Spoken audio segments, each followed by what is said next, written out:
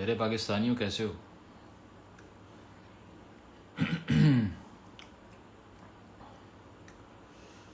After ages we are back.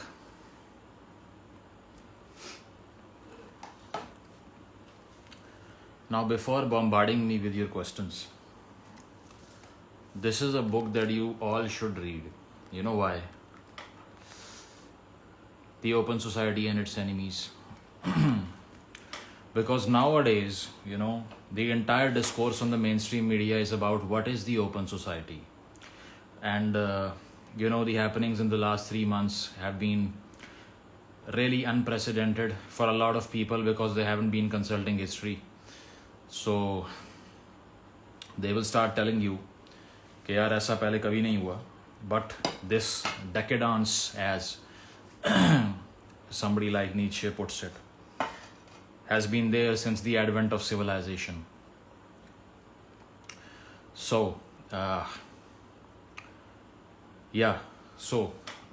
the number one thing is change basically.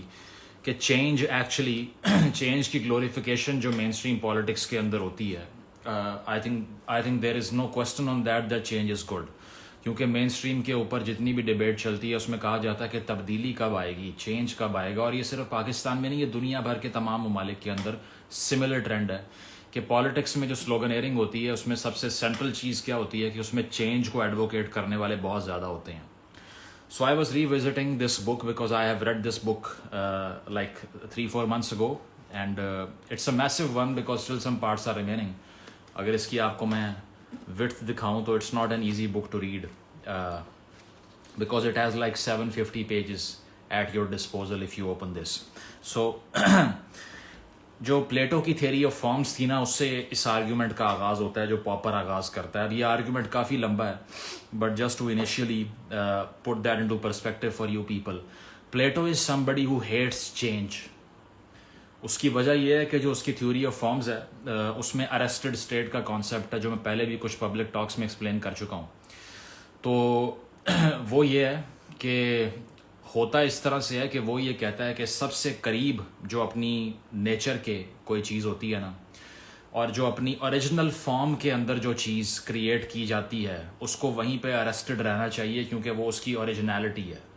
तो एक state जब एक ऐसी स्टेट को अचीव कर लेती है which is purest in its form, then it should not undergo rapid radical changes.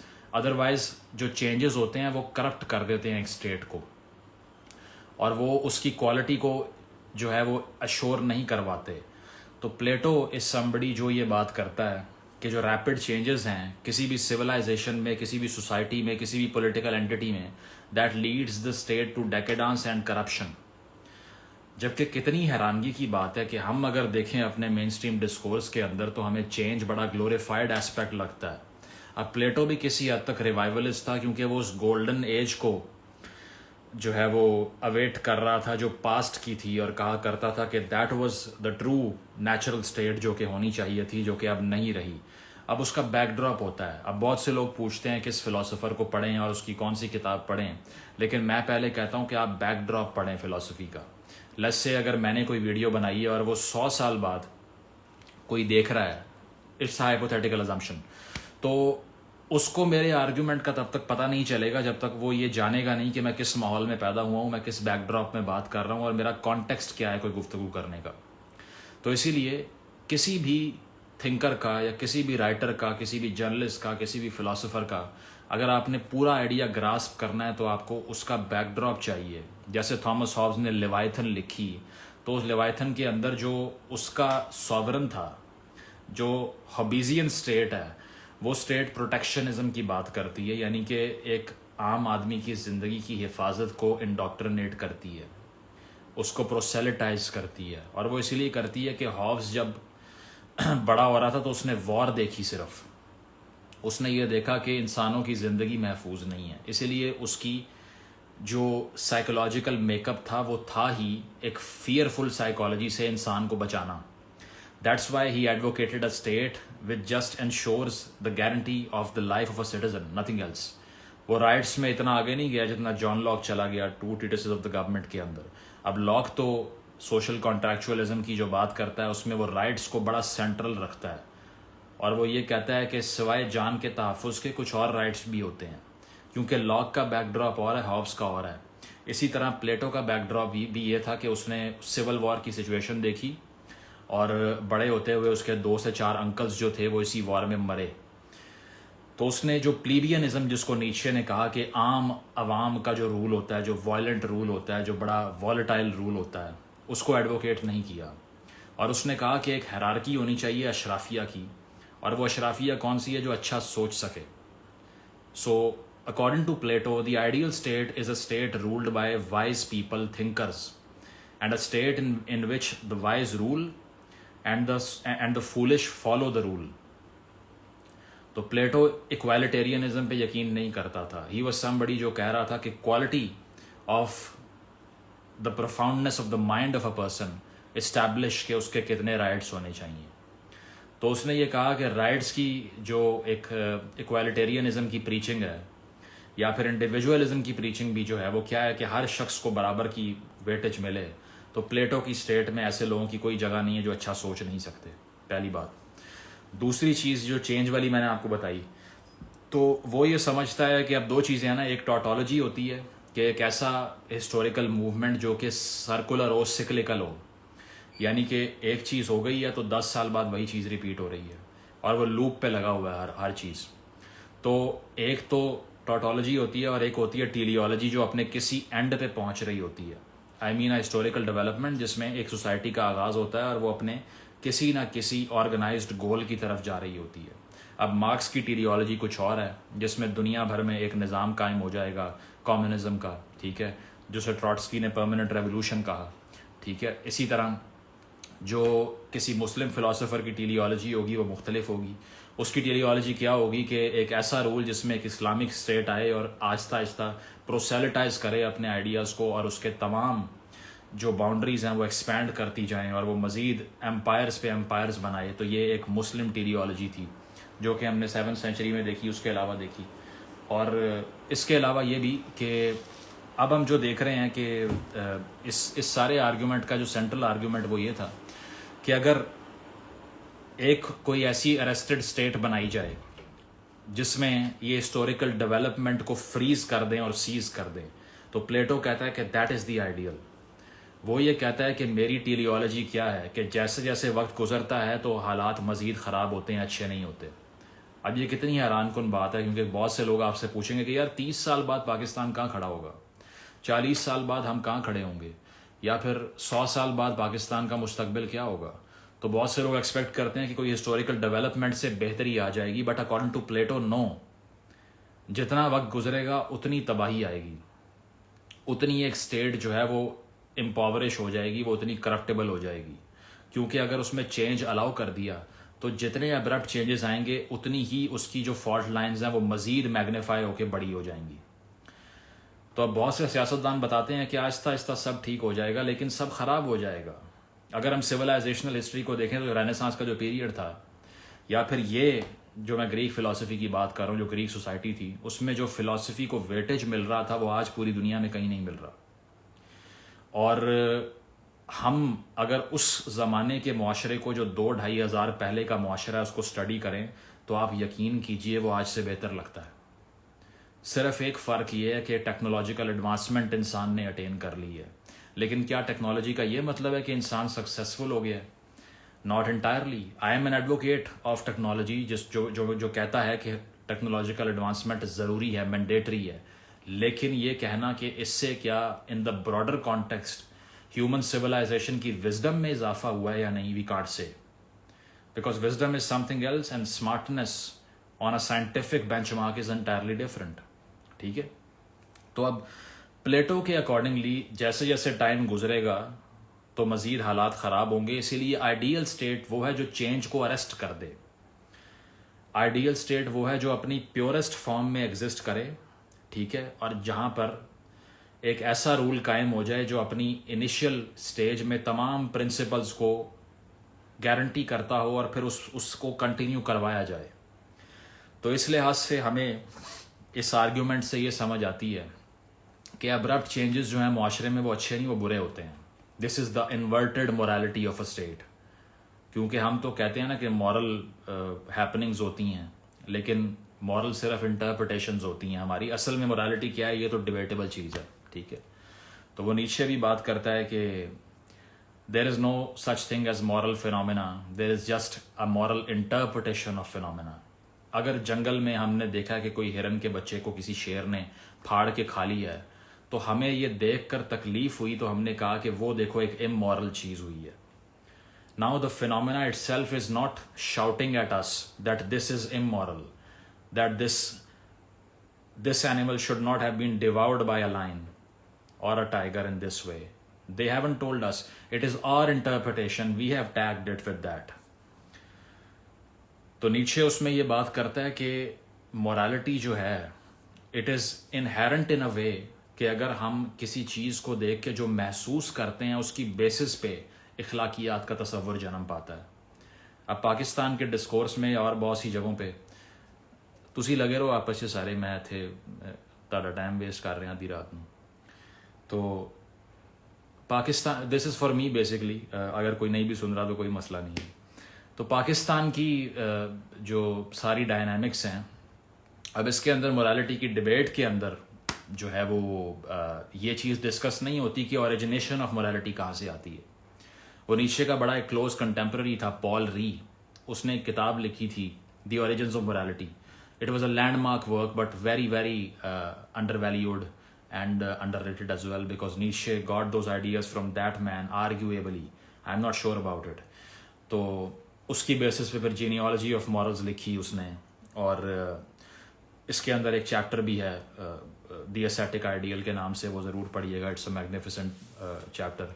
मैं अपनी एक अपकमिंग वीडियो में उसको यूज़ भी करूँगा, तो काफ़ी दिन हो गए वीडियो भी नहीं बनाई। तो खैर तो वो ये कहता है कि अब कोट अन कोट, क्योंकि नीचे एफोरिज्म का बड़ा शौकीन है और उसको कोई लंबे लंबे पैराग्राफ लिखने का शौक़ नहीं है, और उसको ये भी शौक़ नहीं है कि मैं जो है वो पहले एक केस को अच्छा तरीके से रैशनली बिल्ड करूं, फिर सब्सटेंशिएट करूं, फिर हर एक को बताऊं कि हाँ ये मतलब था मेरा, इससे ये अखज़ ना कर लेना। नीचे does not give a shit, he will just say one thing and run away. Now it's completely your interpretation कि आपने उसको कैसे समझना है या क्या करना है। इसीलिए उसके फ़लसफ़े से फार राइट, ऑल्ट राइट भी निकल आई, कू क्लक्स क्लैन भी उसको फॉलो करता है, अमेरिकन ऑल्ट राइट भी फॉलो करती है, और उससे पोस्ट मॉडर्निज्म भी निकल आया, मिशेल फूको भी निकल आया, ठीक है, फ्रेंच पोस्ट मॉडर्निज्म की पूरी तहरीक, जो कि आज की आइडेंटिटी पॉलिटिक्स की बेसिस है, जिनको लेफ्ट के लोग कहते हैं। फिर नाजीज ने भी उससे कुछ ना कुछ हिस्सा लेके डिस्टॉर्ट करके उसको अपनी विल टू पावर की थ्योरी में कन्वर्ट कर लिया हिटलर के अंडर। तो इसे समझ आती है कि उसका फ़लसफ़ा इंटरप्रेटिविज्म का इतना शिकार हो जाता है that you can make any thing out of it, any thing possible under the sun. Even he himself says कि जो भी एक गिवन इंटरप्रिटेशन होती है it's a function of power not of truth. कि अगर मैंने एक चीज़ से कुछ स्पेसिफिक अंडरस्टैंडिंग ली है तो वो इसलिए लिया कि उसका मुझे फ़ायदा होगा, इसलिए नहीं कि असल में वो थी। इसी तरह रिलीजियस डॉक्ट्रिन्स को भी बहुत से लोग अपने फ़ायदे के लिए मुख्तलिफ़ तरीके से इस्तेमाल कर लेते हैं। तो हमें समझ ये आती है पर्सपेक्टिविज्म की साइंस से कि everything has a perspective. Now this is ground breaking for somebody जो कि एक यूनिटरी थॉट रखता है और कहता है कि बस जो चीज़ मैंने पढ़ ली वो आखिर है, इसकी एक ही इंटरप्रिटेशन है। जबकि ऐसा नहीं है, हर डॉक्ट्रिन की मल्टीपल इंटरप्रिटेशंस इमर्ज क्यों करती हैं? Because it is not about the thing in itself, डेनानजिंग जिसको कहते हैं जर्मन में। तो थिंग इन इट सेल्फ नहीं होती, ये तो कांट ने भी बताया था हमें, ठीक है। और कांट ने फिर आके पूरी जो एक रिलीजियस पूरी मूवमेंट थी जिसको डेंट पड़ा हुआ था पोस्ट रेनेसांस सोसाइटी में, उसको रिवाइटलाइज कर दिया, री इनकारनेट कर दिया आके। वो इसीलिए किया कि उसने रैशनैलिटी के बेसिक फंक्शन को ही चैलेंज कर दिया कि भाई तुम्हें कैसे पता है कि ये ट्रूथ है। अगर आप मुझे इस वक्त देख रहे हैं और मेरी ये शर्ट आपको ब्लैक एंड वाइट दिखाई दे रही है, now is it really the colour on the shirt, और it's the radiation that is being emitted out of this depiction which you are watching in a screen, and your mind is constructing that reality in front of you. Now it's totally arguable, so you can't say that is it really the thing in itself or how you perceive the thing. तो A Critique of Pure Reason जो थी, वो जो मनहूस किताब जो मुझे Nash लगती है बहुत ज़्यादा, बिकॉज उसने एक नई डिबेट खड़ी कर दी आके। इससे पहले क्लैरिटी आने ही लगी थी ह्यूमन जो है वो थॉट की एवोल्यूशन में, तो कांट ने आके वक्ता पाता सारा कुछ तबाह करता उन्हें कहा कि नहीं पहला डिबेट तो करो ना, तुसी क्या है होंदा की है, आप कैसे बता सकते हैं कि आपकी रीज़न प्योर है या नहीं है। तो ए प्रायोरी रीज़न है। मैं सारी फ़िलासफ़ी पढ़ाने नहीं आया आधी रात को, वो भी मुफ्त में, ठीक है। तो पॉइंट सिर्फ ये था कि इस सारे फिनोमेना से अगर हम इसको, क्योंकि सबसे ज़रूरी क्या है कि ये सारी फ़लसफ़ियाना बातें करके क्या सिर्फ एग्ज़ाम पास करके घर चले जाएं, नहीं। आई am somebody who believes in applying philosophy to political discourses in real time in the contemporary world that we exist in. Otherwise, it's totally futile. The function of philosophy was the application, not the understanding only. इधर मैं marks से agree करता हूँ कि philosophers have only interpreted the word. The point was to change it. तो change कैसे होगा? जब हम उसको apply करेंगे, इस philosophical wisdom को अपने contemporary political discourse में use करेंगे, तब फ़ायदा होगा। और यही हमें एकेडमिक से शिकवा है कि उन्होंने क्लासरूम्स तक कन्फाइन कर दिया फ़लसफ़े को और कहा कि पुत्र ए ग्रेड लाओ बस बहुत है, ए ग्रेड लो और बस घर जाओ। तो उसके बाद क्या है कि फ़लसफ़े का इसके अलावा कोई इस्तेमाल नहीं है।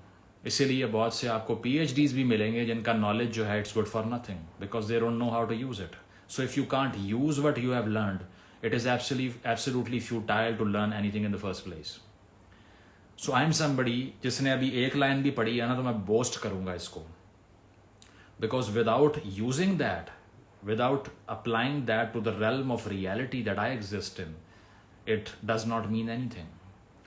तो अब इससे हमने अखज़ क्या करना है, इसको पाकिस्तान के केस पे अप्लाई करते हैं। Let's do this thesis. This could have been a good video but I am just giving it away.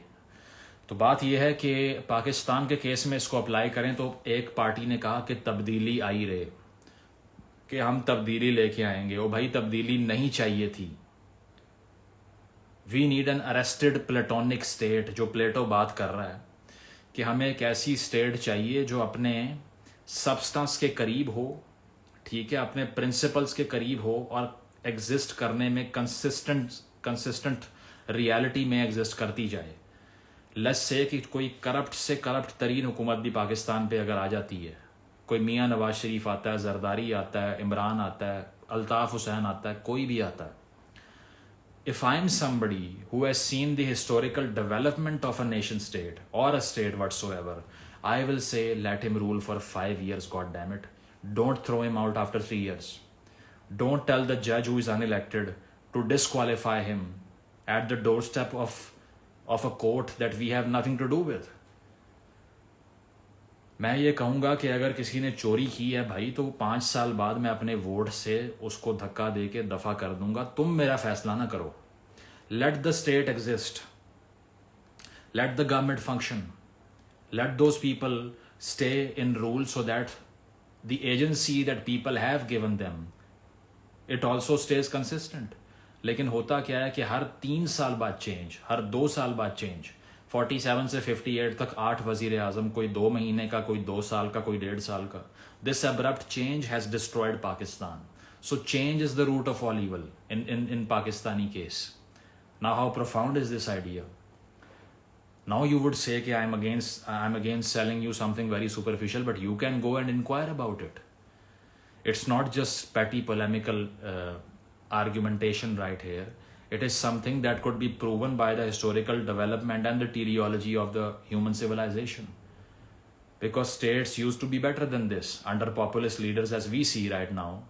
इसका ये केस नहीं था जो हम देख रहे हैं कि डेमोक्रेसीज भी आहिस्ता आहिस्ता रोल बैक होती जा रही हैं। कहीं ट्रंप आ रहा है, कहीं बोल्सोनारो आ रहा है, कहीं मोदी आ रहा है, कहीं कोई आ रहा है। तो ये सब कुछ क्यों देखते आ रहे हैं? क्योंकि जिस भी पॉपुलिस्ट ने आके नारा बुलंद किया उसने एक ही बात की कि चेंज की बात करनी है, चेंज चेंज चेंज चेंज। अब जो अमेरिकन फोर फादर्स की फ़िलासफ़ी थी, मैं ये समझता हूँ कि उसको अरेस्ट करके 500 साल भी चलाते ना तो स्टेट वहीं रहती। उस फिलॉसफी पे अमल करके एक adulteration of the overall decadence of society, उससे अमेरिकन सोसाइटी बची हुई थी। मोनरो डॉक्ट्रिन क्या था? आइसोलेशनिज्म की फ़िलॉसफी थी।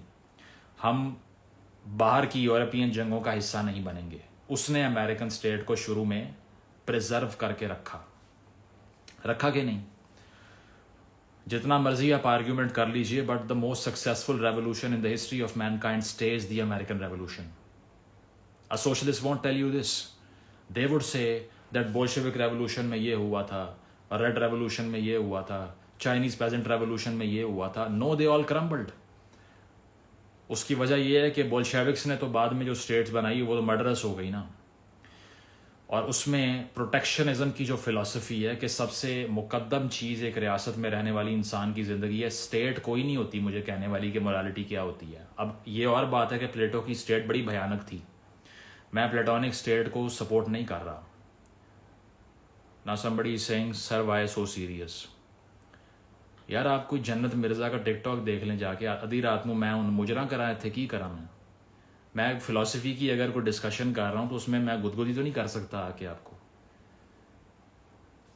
स्माइल कर लेता हूँ, फिर आप जाके मेरा ऐड दे देना रिश्ते का अखबार में कि इस लड़के के लिए रिश्ता चाहिए.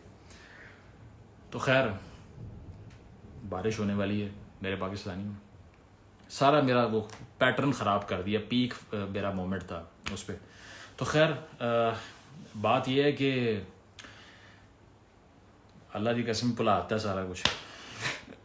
जुगते मार लेते हैं फिर बंद कर देते हैं. किताब को मैं बंद कर देता हूँ आपके सामने. तो खैर बात इस तरह से थी कि क्या बात थी. तो बात ये कर रहा था कि ये जो रैपिड चेंज है जिसकी फ़िलॉसफी को हम बार बार इसको अग्री भी करते हैं, इसको एक्सटेंड भी करते हैं और कहते हैं कि नहीं यार हमें चेंज चाहिए. तो बात ये थी कि हमें 5 साल रूल करने वाले वज़ीर आज़म चाहिए थे, चाहे वो चोर होते, चाहे वो डाकू होते या कुछ भी होते. लेकिन डेमोक्रेसी और ऐसी फंक्शनल स्टेट जो है वो सेल्फ करेक्टिंग मैकेनिज्म होता है. वो चलती जाती है और उसमें चोर आए या डाकू आए या कोई भी आए, वोट देने का हक आवाम के पास होता है और वो किसी भी फ़र्द का एहतसाब करके उसको गवर्नमेंट से बाहर निकाल सकती है. इवन ट्रंप को देख लीजिए, जब इलेक्ट हुआ सवियर उसके ऊपर चार्जेस थे कि रशियन इन्वॉल्वमेंट से इंस्टॉल किया गया है. कोई नहीं निकाल सका उसको. 5 साल पूरे करके अब ट्रायल हो रहा है कैपिटॉल पे हमले वाले केस के अंदर. ठीक है. और दूसरे केसेस के अंदर के इसने वहाँ से फाइलें उठा के गायब कर दी हैं. Americans know that we can't just disrupt a functioning government, otherwise उससे ऐसी इंस्टेबिलिटी क्रिएट होगी कि इकॉनमी के लिए डिज़ास्टर पैदा हो जाएगा. पाकिस्तान में किसी इन्वेस्टर को पता नहीं है कि 6 महीने बाद शहबाज शरीफ साहब होंगे, खान साहब आएंगे या फिर मेरे अजीज़ वतन हो जाएगा. नहीं पता. ऐसे वॉलेटाइल एनवायरनमेंट में इन्वेस्टमेंट हो सकती है, स्टेट एग्जिस्ट कर सकती है, स्टेबिलिटी आ सकती है, नहीं आ सकती. फिर भी नारा क्या है? वी नीड चेंज, तब्दीली. सो तब्दीली is evil according to Plato if we apply that to the case of Pakistan, and I believe that because this is the rational conclusion that I have drawn myself. You could draw another conclusion. पढ़ने का फ़ायदा यही होता है कि आपकी consciousness एक counter consciousness से इंटरेक्ट करे. जो हेगल कहता है कि अपने बारे में जानने के लिए किसी और के बारे में जानना ज़रूरी है, क्योंकि ह्यूमन अंडरस्टैंडिंग रिलेटिव होती है. तो मैं रिलेटिव टर्म्स में अपने बारे में सीख सकता हूँ कि अच्छा वो इंसान कभी पढ़ता नहीं है तो इसका मतलब ये है कि मैं अगर पढ़ूँ तो मेरा नॉलेज उससे ज़्यादा हो सकता है. मैं अपने आइसोलेटेड कैपेसिटी में अपने बारे में कुछ नहीं सीख सकता. So this relatability between human beings is very important. ठीक है. तो ये जो किताब है या कोई भी किताब है, जब ये किताब आप पढ़ेंगे तो इसके अंदर अगर हज़ारों साल की विजडम है और आपकी आज की 21वीं सदी की कंटेम्प्रेरी विजडम इससे इंटरैक्ट करेगी, then you bring something out which is true knowledge. Otherwise वो नॉलेज जो कुएं के मेंढक की तरह आपने रट लिया, बचपन से इंडोक्ट्रिनेट करके आपके दिमाग में डाल दिया, कभी टेस्ट किया उसका? आपसे ये सवाल है, कभी टेस्ट किया है अपने प्री कंसीव्ड नोशंस को? या देखा है कि अगर मैं एक चीज़ बिलीव करता हूँ या मानता हूँ या उसको प्रोसेलिटाइज करता हूँ, शौकीन हूँ लोगों को बताने का उसको, तो क्या मैंने उसको कभी ट्रूथ के टेस्ट के अंदर से गुजारा है? या मैंने पहले मुआयना किया है कि मेरे से पहले क्या होता रहा है? बिकॉज वो कहते हैं ना, if you want to know the future know the past. अगर मुझे ये नहीं पता पहले क्या हुआ है, कल क्या होना है, ये नहीं बता सकता कभी भी मैं. इसीलिए किताब पढ़ने की इम्पोर्टेंस ज़्यादा है कि आपकी वैसे उम्र 50-60 साल ही होती है, 70 साल हो जाएगी, 80 हो जाएगी, 100 कर लिया, चलें सेंचुरी मार दी, क्वीन के करीब पहुंच गए आप. लेकिन विजडम आपकी 50 साल की होगी, उससे पहले तो इन्फेंट होंगे ना आप, 70 साल की हो जाएगी। लेकिन किताब पढ़ने से हज़ारों साल की विजडम एक्वायर करना is not difficult, and to defeat any one is very easy. तो आजकल की दुनिया में जहाँ कंज्यूमरिज्म की रेस है, जहाँ हर कोई अपने मर्तबे से, पाकिस्तान जैसे माशरे में, प्लेटो ही कहता है कि अगर कोई भी फ्रीडम, बल्कि पॉपर ने ये आर्ग्यूमेंट किया है कि कोई भी फ्रीडम नहीं है until it is guaranteed by the state.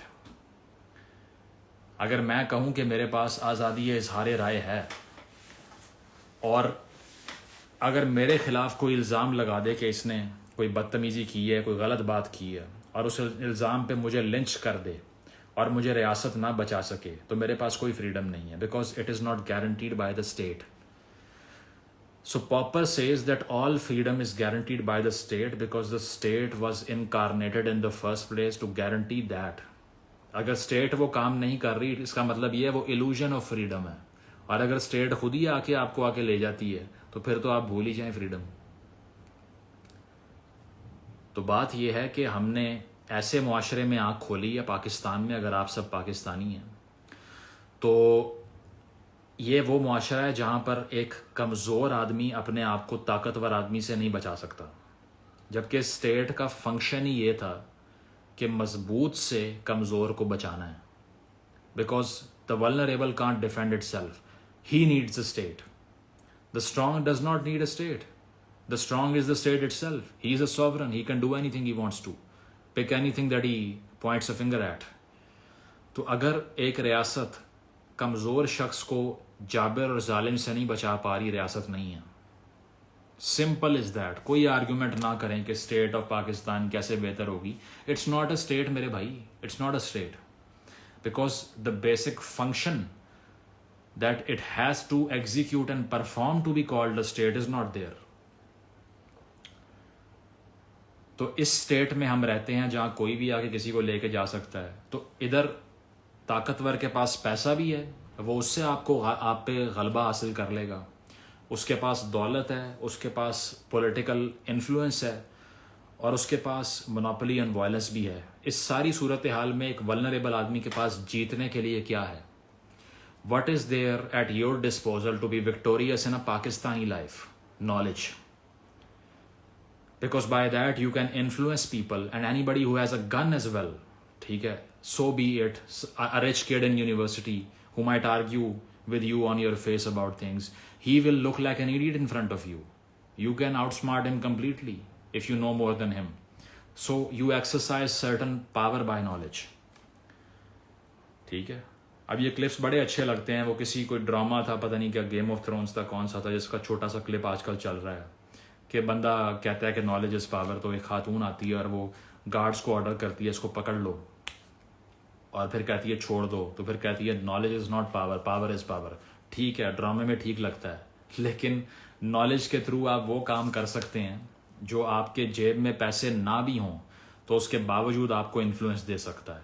Because you can exercise power over the minds of those people who don't know anything. So use it as a yardstick of your profoundness. ठीक है, कुछ भी नहीं है अगर आपके पास, हमारे पास भी नहीं था, बहुत से और लोगों को देखा है उनके पास भी नहीं था, लेकिन बड़ी बड़ी गाड़ियों से उतर के आने वाले सवाल करते थे कि ये बताएं इसका मतलब क्या होता है। आपसे भी कर सकते हैं और लोगों से भी करते रहें। So if you know more, you always have the edge over people in any gathering out there, be it a family gathering or a social gathering or a political gathering. You will dominate because you can destroy them by the prowess of what you know. So value knowledge. That's the entire monologue. Now I can look at whatever you're saying and then I can close it off because it wasn't a very comprehensive one. फैज़ मक्सी कह रहे हैं shout out दे दें। फैज़ साहब, आपका तो नाम ही इतना प्यारा है यार, आपको तो कुछ कह ही नहीं सकते, समझ रहे हैं? ये कोई हेरा कोई पता नहीं, हाँ पूछ रही हैं वेयर टू गेट नॉलेज। परचून की दुकान से ले आए नॉलेज जाके। 1.5 घंटा बोला हूँ, समझ ही नहीं आई।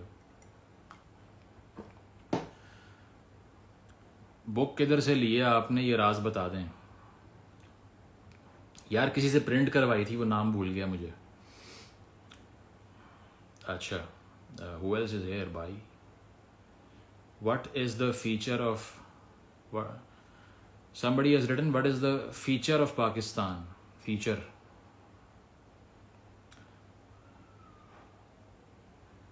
Black SUVs. That's my answer. I see. Yes, it is power. Yes, it is power. So I will just take. I don't see anything meaningful in the comment section, so I might wrap it up now. Virtual reality is saying, sir, मैं भी आपकी fan हूँ, मुझे भी shout out मिल गया. Shout out. चलो सो जाओ जाके उन आराम ना. नासिर खान जान से एक और वीडियो आने वाली है आपके लिए. आ जाए, कोई बात नहीं. उससे बड़ा इन्फ्लुएंसर तो मैं भी नहीं हूँ भाई. I am following his footsteps. Lead.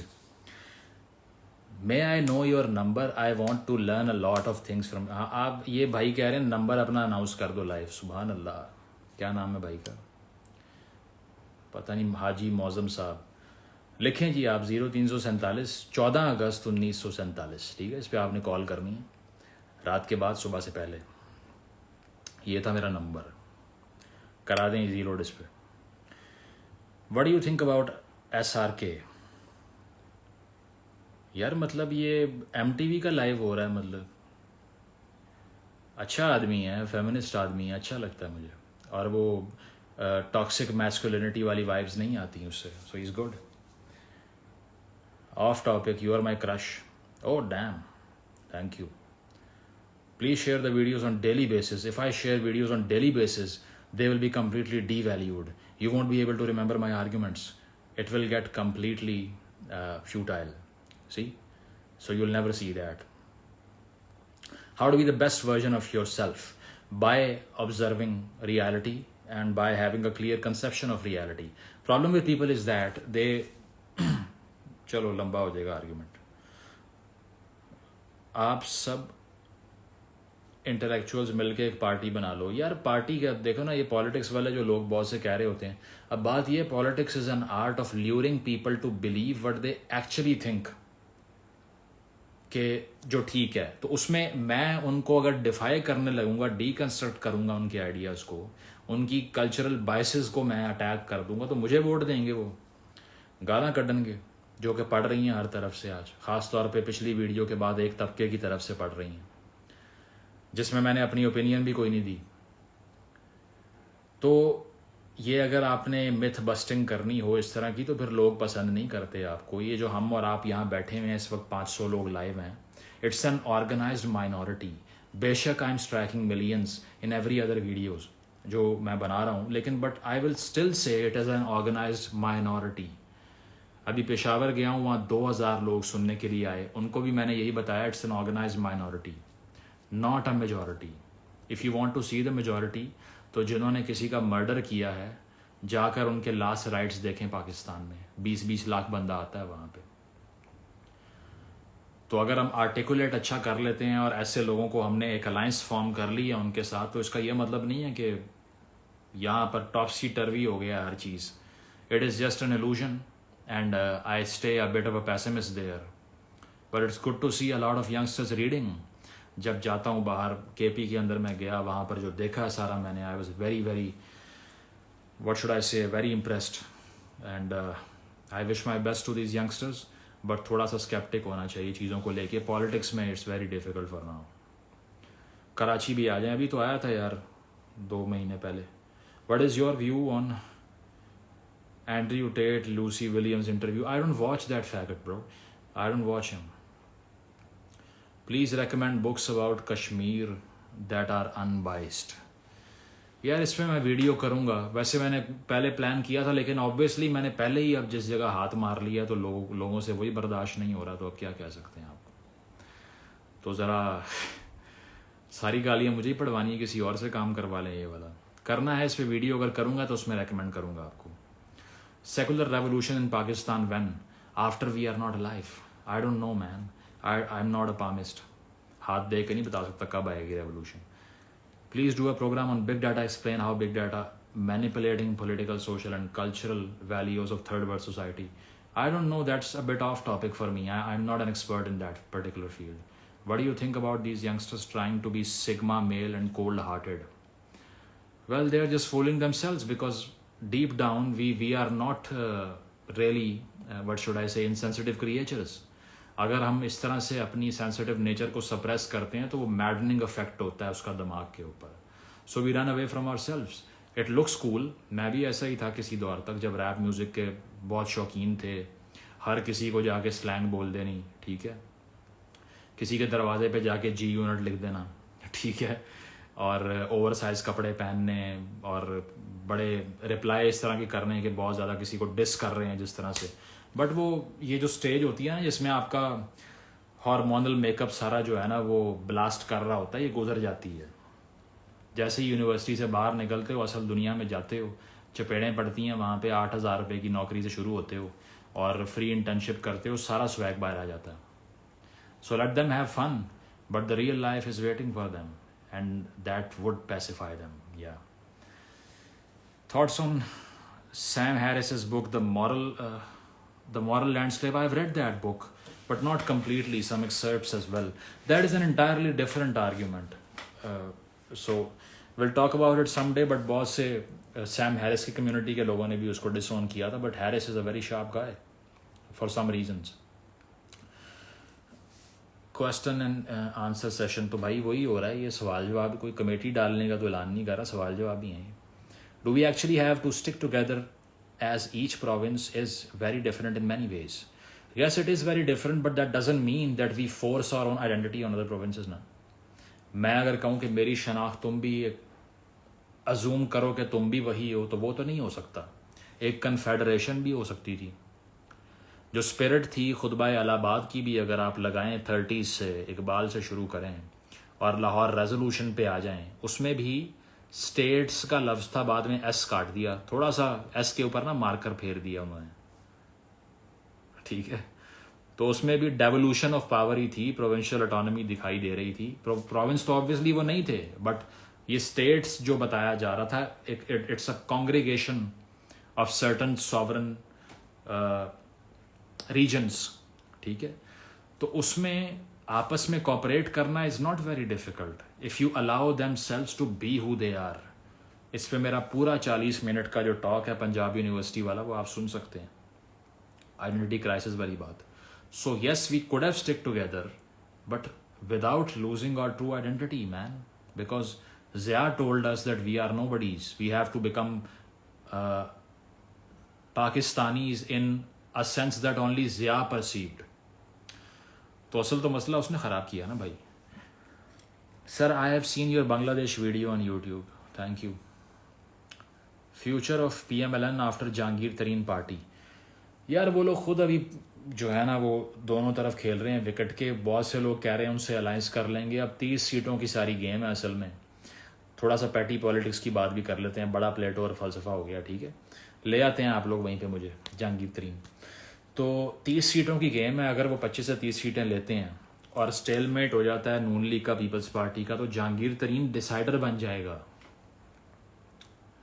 अब अगर वो डिसाइडर बन गया तो किंग मेकर कौन है? जहांगीर तरीन है। जिस भी पार्टी के साथ बैठा अगले 5 साल उसकी बात नहीं मोड़ सकते, बिकॉज अगर वो माइनस हुआ तो सब ख़त्म। ऐसी तो गेम खेली जाती है, ऐसे ही तो पार्टियां इमर्ज करती हैं, ऐसे ही तो लोग शामिल होते हैं, प्रेस कॉन्फ्रेंस करते हैं। तो अब वो 30 सीटों की जो पावर होगी ना, वो वज़ीर आज़म से ज़्यादा होगी, क्योंकि 2 तारीख तो किसी ने लेनी नहीं। खान साहब को वैसे लैंडस्केप से निकाल दिया, ठीक है, 9 मई की हरकत के बाद। और कुछ खुद उन्होंने अपने पाँव पे कुल्हाड़ियाँ इतनी मारी कि असम्बलियाँ तोड़ दी, डिज़ोल्व कर दी बाजवा के कहने पे ही। वो सारी स्टोरी आपको पता है, मैं दोबारा से उस रैंट में नहीं जा रहा, लोग कहेंगे तुम उसको छोड़ते नहीं हो। तो अब ये 30 सीटें मुल्क का मुस्तकबिल डिसाइड करेंगी। और इसमें जरदारी साहब को थोड़ा गुस्सा भी है, रिपोर्ट्स ये कहती हैं, क्योंकि वो कहते हैं कि ये वही लोग थे जो हमारी पार्टी से निकल के PTI में गए 18 से पहले। तो अब इनको आइडियली हमारी पार्टी में आना चाहिए था। ये बीच में इस्तेहकाम पाकिस्तान पार्टी का शोशा किसने छोड़ा है? वहाँ क्यों गए? और नून लीग को उसका थोड़ा सा फ़ायदा हो जाएगा, पीपल्स पार्टी के ख़िलाफ़ बैलेंस ऑफ पावर अटेन हो जाएगा। तो ये वो पार्टी है जो असल में वोट लेने के लिए नहीं, तोड़ने के लिए आई है, ठीक है। तो अब ये 30 सीटों की गेम से आप देखिएगा कि असल ताकत अगले वज़ीर आज़म के पास भी नहीं होगी, ठीक है। Congratulations in advance. How do we all have the same baseline morality to some extent? Why do we all look at certain things and establish them as immoral and agree on them being immoral? Because we have almost the same psychological makeup, the same physiology. Because psychology emerges from biology, biological deterministic theory बता रहा हूँ. तो अगर biologically तमाम इंसान एक जैसे हैं तो ऑब्वियसली कुछ तो underline innate sense of morality overlap करेगी. तो फिर वही कहूँगा कि नीचे का एक जुमला सारी तारीखी आर्ग्यूमेंट्स पे भारी है. Morality is a sign language of emotions. Emotion feel हुआ कि मर्डर गलत है तो उसका एक साइन बना दिया कि wrong.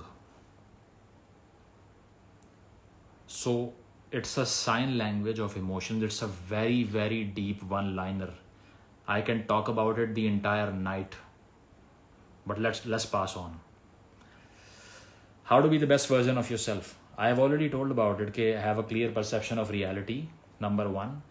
And number two is keep reading, because by reading you interact with the counter consciousness that you have. And by that antithesis and thesis interaction, the synthesis emerges and you know who you are. So who you are is already inside you. Don't let people tell you who you are. You have to tell it yourself. वो नीचे कहता है if you don't obey yourself, you will be commanded. That is the nature of things. कि हम follow करने की psychology से जान नहीं छुड़ा सकते. हल क्या है कि अपने आप को खुद ही ऑर्डर दो. लोगों से ऑर्डर ना लो. अगर वो लोगे तो आपको समझ नहीं आएगी आप कौन है. तो सेल्फ एक्चुअलाइजेशन पे किसी दिन सिस्टमेटिकली बात करेंगे. ठीक है, अभी मैंने यूएमटी में वैसे किया but unfortunately that was not recorded, which is a mistake I presume. Otherwise ये सवाल ना करते आप. What will you do after attaining power for your self? Keep attaining power. Attaining power for your self के बाद आपका कोई idea materialise हो सकता है भाई.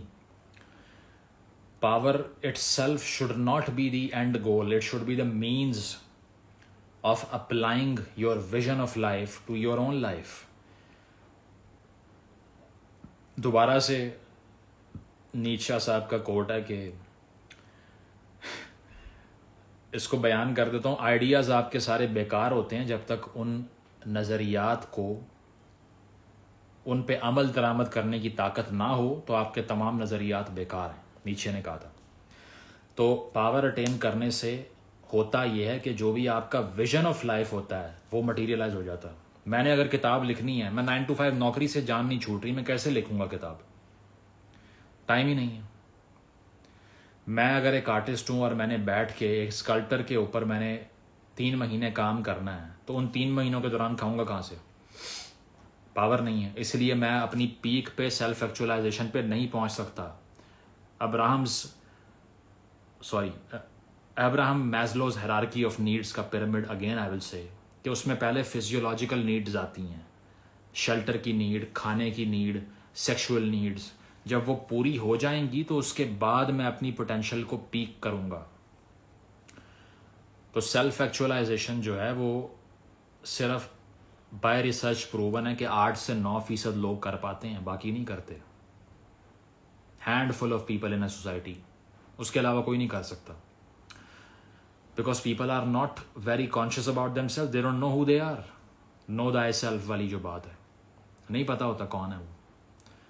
क्योंकि उस 9 to 5 के सबसे निकलोगे तभी कुछ समझ आएगा ना. अगर नहीं भी निकलते उसके बावजूद भी अपने आप पे क्रिटिक करोगे तब समझ आएगी ना. मैं ये नहीं कह रहा कि इकोनॉमिक रिडक्शनिज्म इसके पीछे होता है, नहीं होता. बड़े बड़े अमीर लोग भी नहीं कर पाते. तो माइंड तो इननेट होता है. मैं उस पर बड़ा पैसिमिस्ट हूँ कि माइंड जो है वो कंस्ट्रक्ट नहीं हो सकता जीरो से. Why don't you write a book? I plan to do it but I lack this torrential patience that you require to do it. लेकिन वो जल्द उम्मीद है करना है. और वही बात कि मैं पहले किताब लिखने की पोजीशन में ही नहीं था कभी ज़िंदगी में, क्योंकि मेरे पास अगर जेब में ही कुछ नहीं है तो मैं नौकरियां छोड़ के क्या करूँगा. तो भाईजान आप लोग जितना मर्जी तालियां बजाएं मेरे काम पे या सब कुछ हो, मेरे लिए सबसे बड़ी अचीवमेंट यही है कि मैंने हफ्ते में 7 में से 6 दिन 9 to 5 से जान छुड़ा ली है, बस इससे बड़ी कोई अचीवमेंट नहीं है फ़िलहाल। बाकी जो भी हो रहा होगा मुझे नहीं पता। I criticise myself very very harshly. That's why I don't kind of put my eye on people जो कि बड़ा क्रिटिसाइज परसिस्टेंटली मुझे करते हैं, क्योंकि उनसे ज़्यादा तो मैं खुद कर रहा होता हूँ अपने आप को। So I am not somebody who is just undergoing that ego boost कि देखो इतने लोग मुझे सुन रहे हैं और यार मैं पता नहीं स्टार बन गया हूँ और लोग तस्वीरें ले रहे हैं। No, I viciously attack myself because I have to stay humble in my own company. Otherwise my capability to learn and grow forward will be halted, ख़त्म हो जाएगी। तो इसीलिए मैं अपनी पर्सनल कैपेसिटी में बड़ी अचीवमेंट उसको समझता हूँ, because I was not built for that burn out जो दफ्तरों में होते हैं आपके जाके। मीनिंग जो है वो अगर उसको परसू करना है तो उसके लिए सर्टन ईज चाहिए होती है क्रिएटिव लोगों को। सर रीड कमेंट्स और आगे रोने का साइन है, ये तुसी रोना ही सीधे, फिर पढ़ के क्या करूँ, मैं भी रोने लगी हूँ। How can I develop my interest of reading? If it's not being developed, don't read, be your self. Everybody can't be the same person, try something else. किताब छोड़ें, आप पॉलिटिक्स ज्वाइन कर लें, ठीक है जी। मैं पोल करवा लेता हूँ उसका ना क्या क्या कमेंट्स कर रहे हैं, अगर पढ़ दिया ना मैंने तो अजाब आ जाएगा। You should please join politics and run for PM और समथिंग। किस पे रूल करने की बात कर रहे हैं आप? पता है आपको यहाँ पे 80% लोग किसको वोट करेंगे किसको नहीं।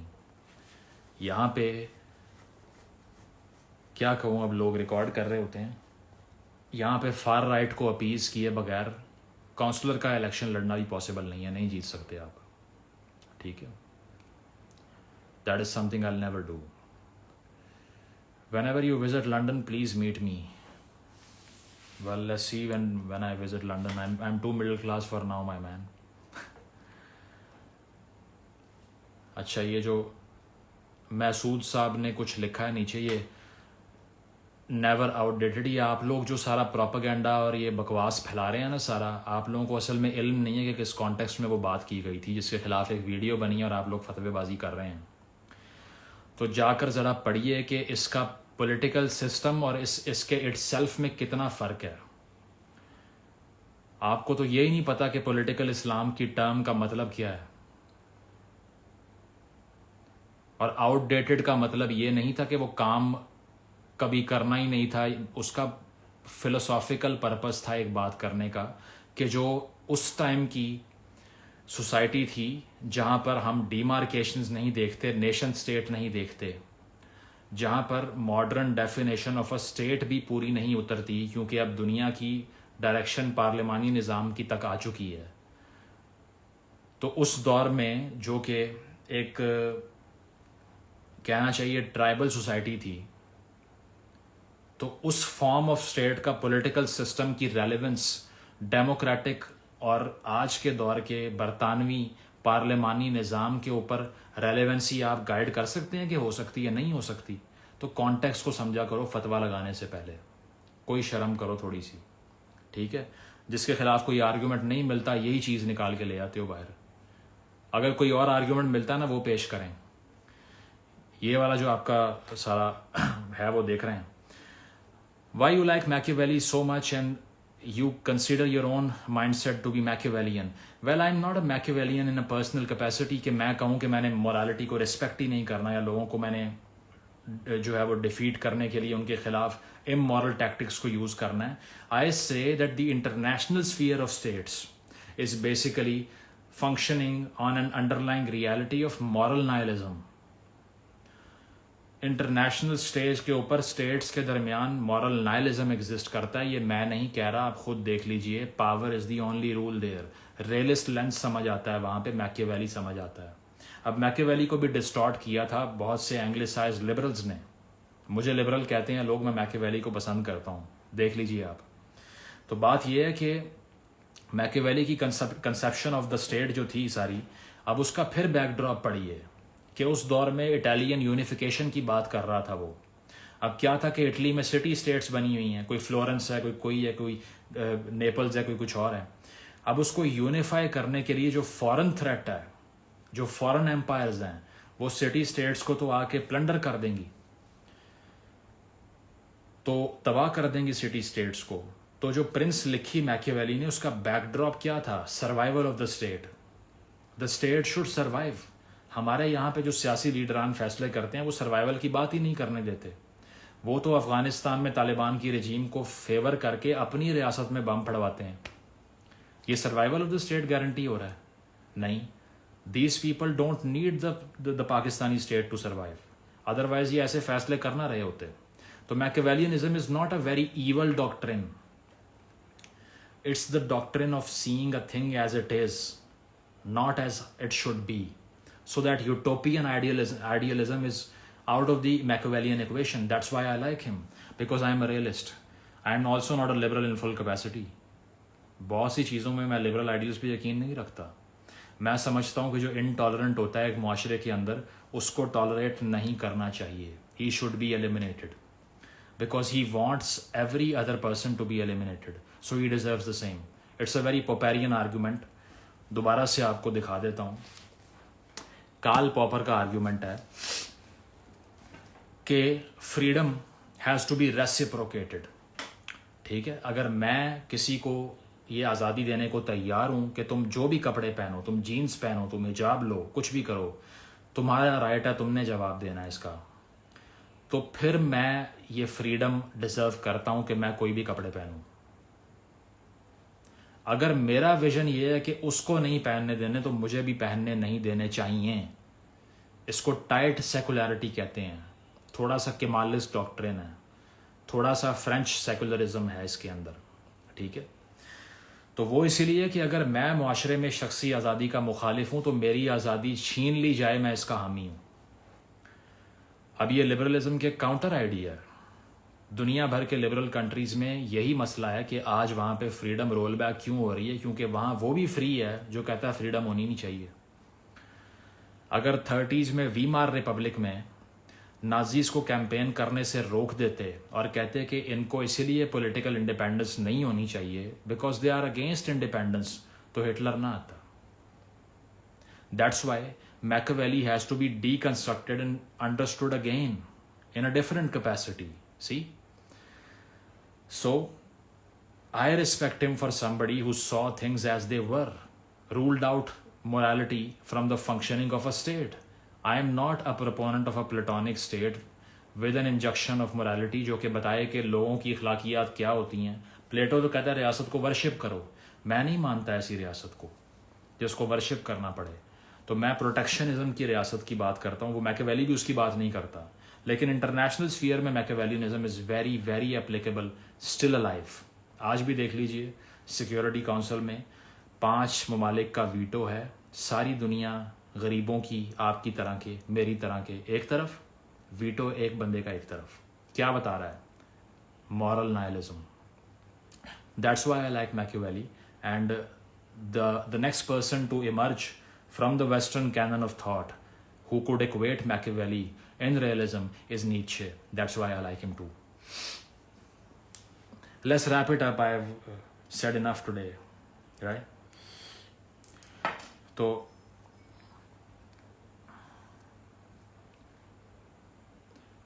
you're against Daesh as a socio-political system if it runs properly. Why should I be against it, yaar? Anything that is functional, I'm with it. I'm all for it. यही तो मसला है कि आप लोगों का अपना जो बाइस है ना, कि आप लोगों ने मुझे एक लेंस में डाल दिया कि अच्छा ये इन चीज़ों के खिलाफ है। अब मैं उसके इसीलिए खिलाफ हूँ कि वो काम नहीं कर रही भाई, वो उस सेंस में अप्लाई नहीं हो रही कि वो काम करें। तो MBS जो करता फिर रहा है वहाँ पे, वो काम करने के लिए उसमें चेंजेस क्यों लेकर आ रहा है? Because he knows that oil is running out, that we have to compete with Kuwait और UAE for that matter. So I can't just hold my society and choke them all up. So I am all for ideas that work. It's a bit utilitarian in argumentation, but also it's consequentialism. Ideas are judged by the outcomes. If the outcome of your particular idea is working, I love it. But it's not working. Bad news.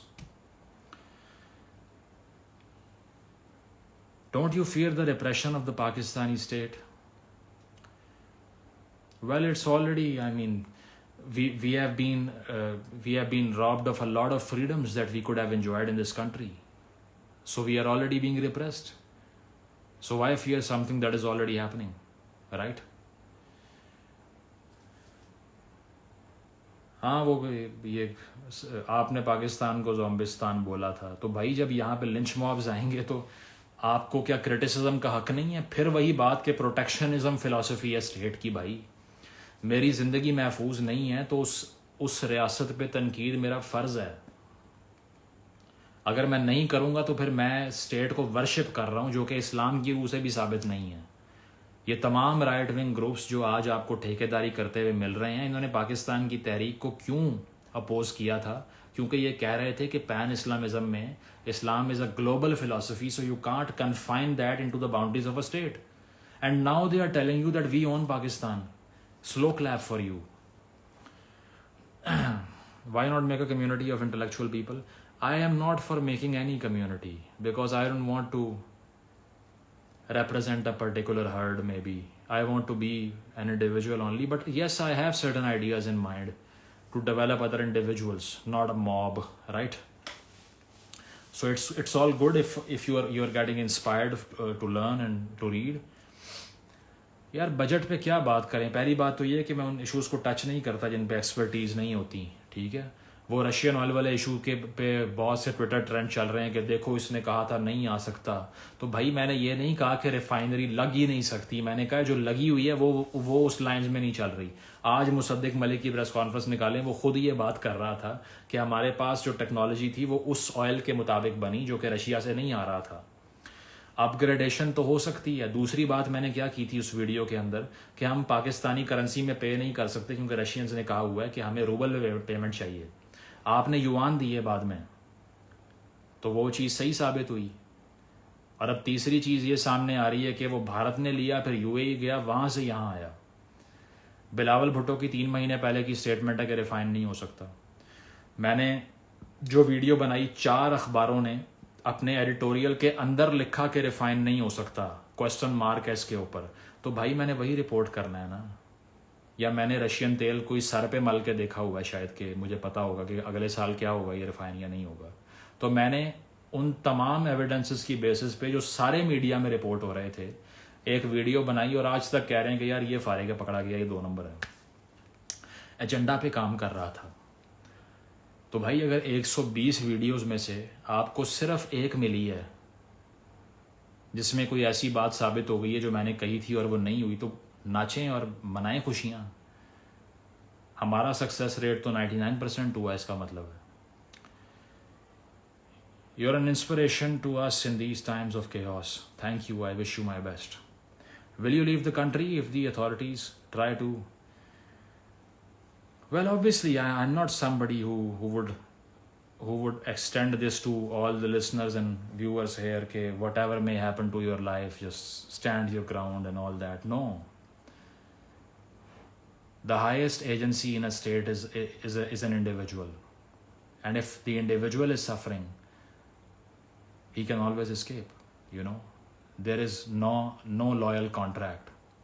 There is no binding contract to live and die in a country that is unjust to an individual. Nietzsche ruined me. I just want the planet to explode now. Society is bound to be dumb because of the human nature of trying to stay uniform with the tribe they belong to. How accurate is this assumption? Well, you have to use Nietzsche in a capacity that does not harm you, because his philosophy of will to power stays central as a philosophical doctrine. If you destroy yourself after reading Nietzsche, you're not really reading Nietzsche, because he was talking about going beyond your humanly self. Now he differed with Darwin on this. I mean, not with Darwin, but with the evolutionary idea. That he said that human beings kind of strive to survive only. He said no. They strive to go beyond their state. If only the species wanted to survive, why does he go to war? Why does he go to war? You answer me. For glory. So there is something innate in the human sense which likes to transcend its own reality, go beyond itself. So then Nietzsche says, quote unquote, that man is a bridge between the ordinary and the Übermensch. So if you are not attaining that path of the will to power, then you are not really understanding Nietzsche, because he was not a nihilist. A lot of people say he was, but he was not. So a pessimistic deconstruction of Nietzsche could be very fatal, I tell you that. It's a caution. It could be very, very fatal, because you could end up in despair in a very dark place. बहुत कम लोगों को पता है कि नीचे के अपने psychologist ने जो उसका दिमाग ठीक करने के लिए आया था, उसके आइडिया सुन के खुदकुशी कर ली थी. क्या कहें ऐसे बंदे के बारे में.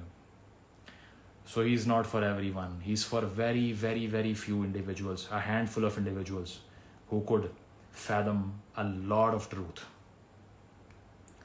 He himself said this, that the strength of your mind is calculated by how much truth you can endure. जितना सच आप बर्दाश्त कर सकते हैं वो आपके दिमाग की ताकत है. तो नीचे का जो सच है वो इतना गहरा है कि अगर उसको पूरा ग्रास्प कर लिया तो उसके बाद बहुत से लोगों के लिए सेन रहना इम्पॉसिबल हो जाएगा. So stay away from him. उसकी किताबों पे ये लिखना चाहिए, बच्चे ना पढ़ें और दूर रहें, बच्चों की पहुंच से दूर रखें, और ग्रोन अप बच्चों की पहुंच से भी दूर रखें. ठीक है, बहुत हो गया आज.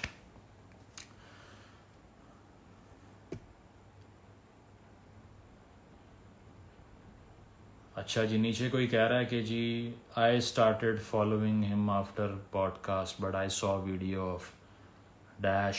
आई can't believe that he is a supporter of LGTV.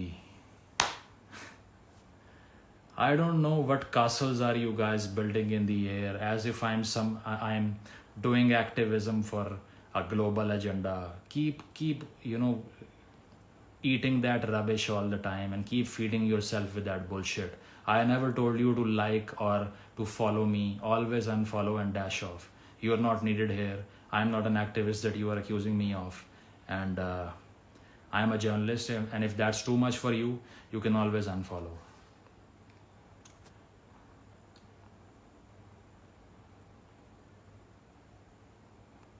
So yeah, I think we have had enough, and this particular dose is enough for you guys to grasp for the next week, if you say so. And I hope that I'll come back soon. A lot of people have requested to join the live, but whenever I accept it, they are not there. So I'm not falling into their trap again. So yeah, Nisha's book disclaimer: do not try this at home. Very rightly put. Goodbye, people.